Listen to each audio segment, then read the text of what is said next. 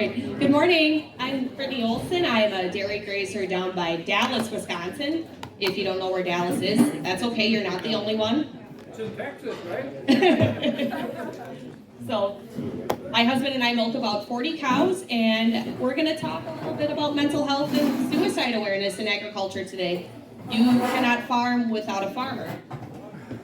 So, agriculture has a problem, especially production ag. It's kind of a big one. We have one of the highest suicide rates of any profession, and we're 3 times as likely to suffer from depression as the general population, and we still don't really want to talk about it. I get it, it's a pretty uncomfortable topic, but this is a conversation we need to start having amongst ourselves.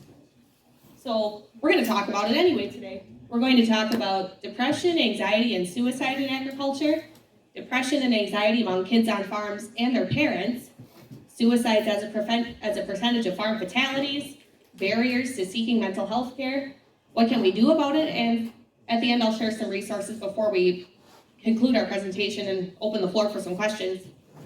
So here's a disclaimer. I am not a doctor. This is not medical advice. I am not a therapist. This is not therapy. I am just a farmer that has had her ups and downs with mental health like everybody else. So at a glance, the University of Illinois Extension and the National Farm Medicine Center in Marshfield just released the first year of data from an ongoing 5-year study on the mental health of kids on farms and their parents. Study participants used standardized patient health questionnaires to self-report symptoms of anxiety and depression, and the study found that 60% of 13 to 17-year-olds on farms met the criteria for mild depression. And so did their parents. Another 45% of kids on farms from ages 13 to 17 met the criteria for mild generalized anxiety disorder. And a couple of years ago, UW-Madison studied death certificates from on-farm fatalities in Wisconsin from 2017 and 2018. And those that were identified by coroners as suicides, self-inflicted gunshot wounds and hangings, made up approximately 26% of deaths on farms in Wisconsin in those years. So more than 1 in 4. And the number of farm suicides are likely higher than reported due to some of them being made to look like accidents. Falls, entanglements, what have you.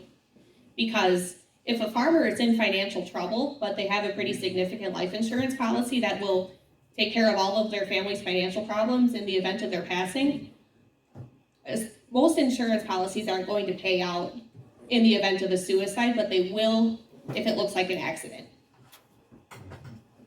And of those suicides, 32% of those deaths also had a pre-existing depression comorbidity, and that number is also likely higher as well.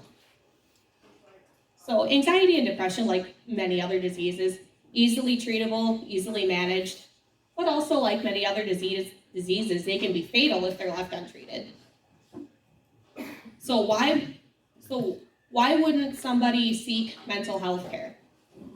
It's not as easy as it looks.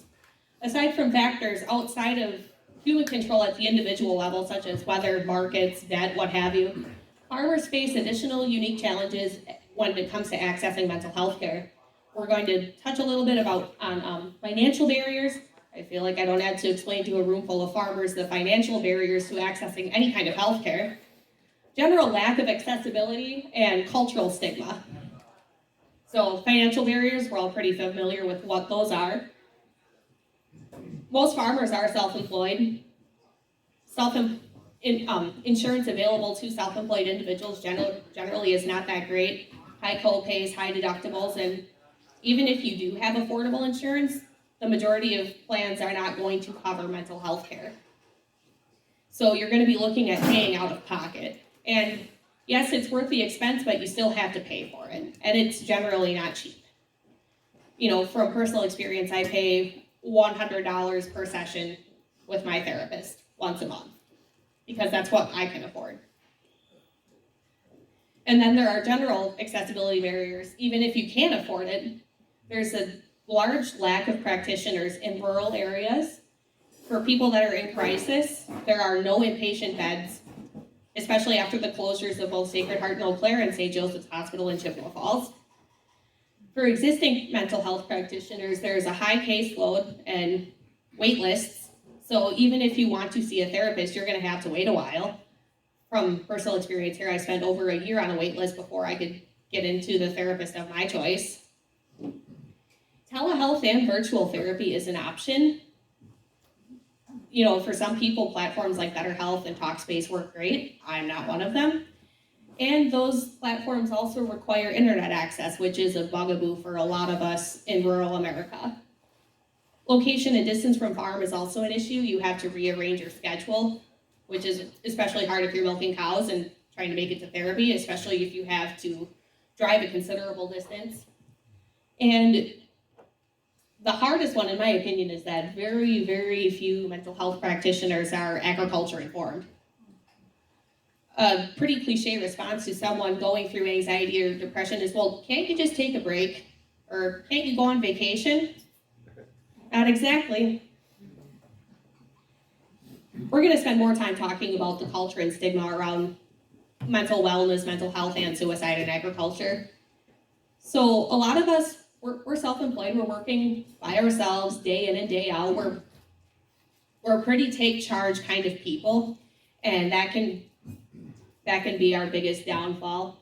We take a lot of pride in self-sufficiency, and we're a lot faster to help ourselves or help other people than we are to ask for help for ourselves, because we don't want to be seen as weak or in trouble or struggling. And that is just part of the nature of the work we do as farmers. We take care of our animals, we take care of the land, we take care of our crops, but to ask for help is a whole nother ballgame.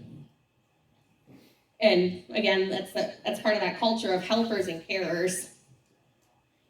For example, when your neighbor has a fire or an accident, you're going to run over there right away to help out as much as you can for as long as you can.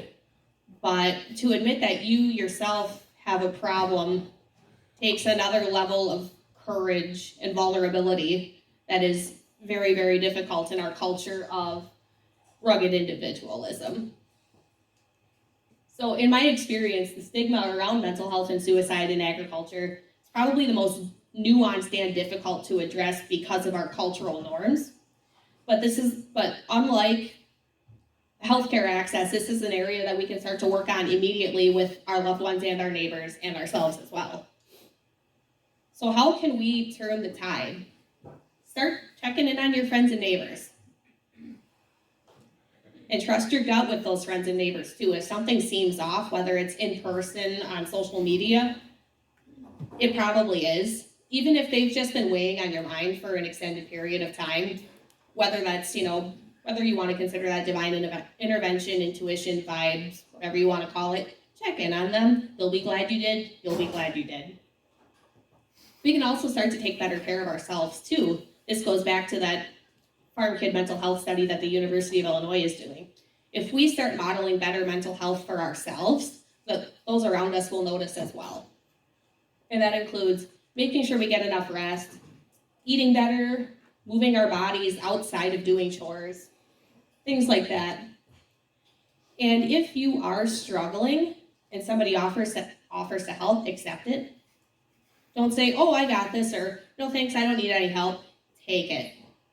Because those around you will see you accepting help, and that will start to become more normalized in our culture as well. And then the latter one is to focus on what we can control. There's a lot of things that are outside of our control, but there are a lot of things that are inside of our control as farmers as well. So here are some things as farmers that we can't control, like the future, weather, rate of gain, government policy, what my animals do, what others in the industry are doing, the results of my effort, and how other people perceive things. But what we can control are how and when we cope, how I respond, the way I talk to myself and others. I know as a farmer, I am my worst critic by far. The boundaries I create for myself and others, it's okay to say no. No is a sentence. I can control my effort, I can control my actions, and I can't control how much I know my finances. Baby animals are born every minute. Seeds are planted every spring. New machines roll off the assembly line every day. Land becomes available every generation or two. But the farmer is the most important piece of the farm, and it's the only piece that is impossible to replace. Agriculture is nothing without its culture, its people. And the culture of agriculture has to change or there will be no people left, whether it's from an industry consolidation or our atrocious suicide rate. Here are some mental health resources. For the National Suicide Hotline, you can call or text. It's 988. They just released a 3-digit phone number a year or two ago. If you would like to speak to the Veterans Crisis Hotline, just dial 988 and then push 1. DATCAP's Wisconsin Farm Center has a 24/7 farmer wellness helpline staffed all day and all night with licensed counselors that are agriculture informed. You can just call 888-901-2558. And if you are looking for a therapist, Psychology Today has an online database where you just enter your zip code and you can see available therapists in your area. Should you make the decision to seek mental health care. There is no shame in admitting that you need help. There's no shame in needing to take medication for your mental health. There's no shame in going to therapy.